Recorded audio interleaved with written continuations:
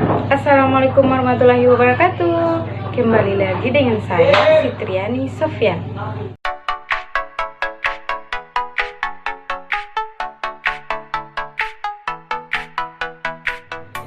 Perkenalkan, saya mahasiswa dari Universitas Hairul Ternate, program studi teknik pertambangan. Di video kali ini saya akan menjelaskan tentang pemanfaatan sumber daya alam secara bijaksana dan memperhatikan aspek keberlanjutannya. Sebelum kita lanjut ke videonya, jangan lupa like, comment, subscribe, and share, dan jangan lupa pilih loncengnya. Oke, next kita lanjut ke video intinya.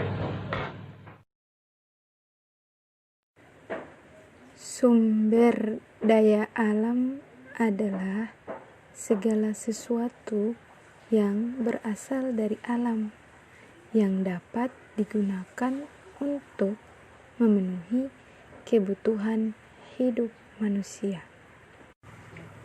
Proses pembangunan yang mengoptimalkan manfaat dari sumber daya alam serta sumber daya manusia dengan menyelesaikan sumber alam dengan manusia dalam pembangunan.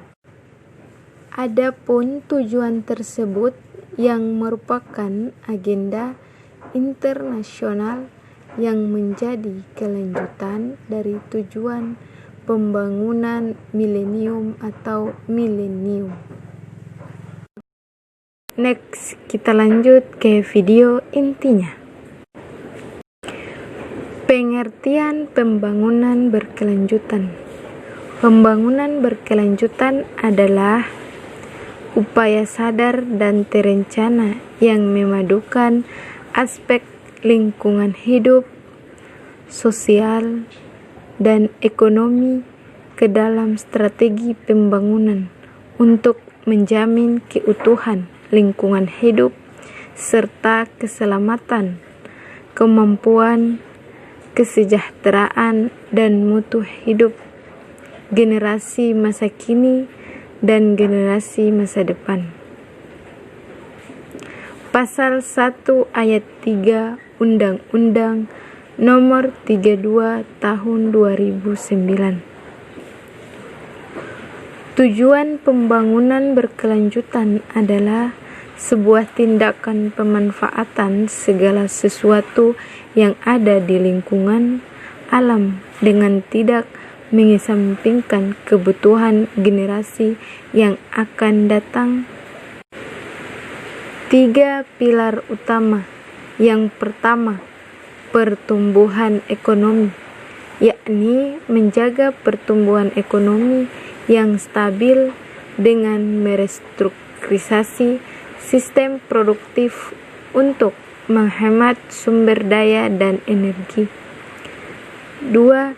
Keberlanjutan lingkungan, yakni dengan menjaga lingkungan tempat tinggal agar nyaman dan aman melalui zero emission. 3.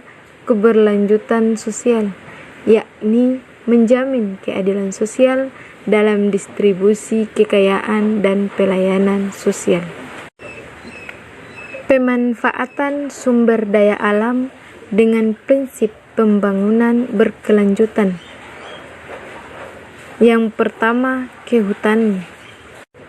Pemanfaatan sumber kehutanan dapat dikelola berdasarkan prinsip pembangunan berkelanjutan dilakukan dengan cara-cara langkah yang dapat seperti reboisasi, tebang pilih tanam, renabilitasi.